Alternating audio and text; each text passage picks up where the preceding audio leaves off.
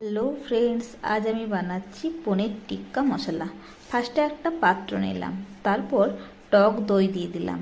এরপর একে একে পরিমাণ মতো নুন, হলুদ, কাশ্মীরি রেড চিলি পাউডার, গোলমরিচ গুঁড়ো ও কিউব করা কেটে রাখা ক্যাপসিকাম, পেঁয়াজ, পনির আর একটু কাসুরি মেথি পাতা দিয়ে ভালো করে মিক্স করে নিচ্ছি।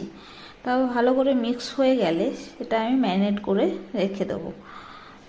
এবার এদিকে দেখো, আমি আদা, লঙ্কা, টমেটো, আগে থেকে ভিজিয়ে রাখা কাজু, কিশমিশ দিয়ে ভালো করে পেস্ট করে নেব। দেখো আমার পেস্ট খুব ভালো মতো হয়ে গেছে। তারপর এদিকে একটা প্যান নিলাম। প্যানটা ভালো মতো গরম হয়ে গেলে তেল দিয়ে দিলাম। তারপর গোটা জিরে, ধনে, শুকনো লঙ্কা দিয়ে তারপর পেস্ট করে রাখা মশলাটা দিয়ে দিচ্ছি। তারপর একে একে নুন, হলুদ, জিরে, কাশ্মীরি রেড চিলি পাউডার ও পনির মশলা দিয়ে ভালো করে মশলাটা ঢাকা দিয়ে দিয়ে কষিয়ে নেব।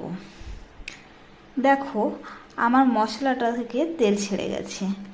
এবার আমি টেস্টটা একটু ব্যালেন্স করার জন্য একটু চিনি দিয়ে দিচ্ছি। তোমরা চিনিটা অ্যাভয়েড করতে পারো। এবার আমি ভালো মতো অনেকক্ষণ ধরে কষানোর পর দেখো আমি ঢাকা দিয়ে দিয়ে আবারও কষিয়ে নিলাম। দেখো খুব ভালো মতো তেলটা ছেড়ে গেছে।